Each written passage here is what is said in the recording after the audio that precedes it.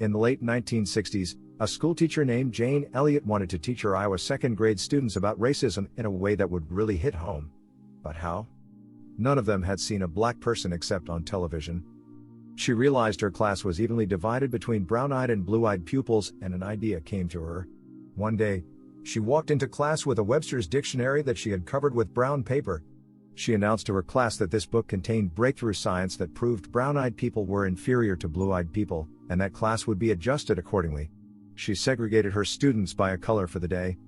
During the day's lesson, whenever blue-eyed students made mistakes, she encouraged them to keep trying.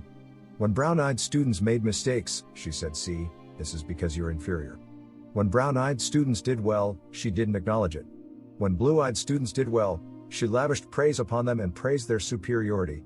As the day wore on, brown-eyed students who had previously been good students began to become disruptive, visibly dejected, and expressed a lack of interest in school. Blue-eyed students, even those who had previously been bad students, saw a tremendous improvement in their performance, demeanor, and behavior. The next day, Elliott announced to the class that she had made a mistake in her reading. Actually, it was the brown-eyed students were superior and the blue-eyed students were inferior. The class was again segregated, and praise or criticism was leveled to each student accordingly as it had been the day before. Blue-eyed students began acting out and talking about quitting school, while brown-eyed students began to score high marks, learn quicker, and behave better.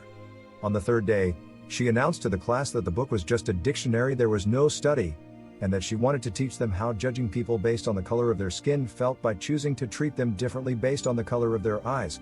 This exercise would come to be famous and shows how easily prejudice can be taught to.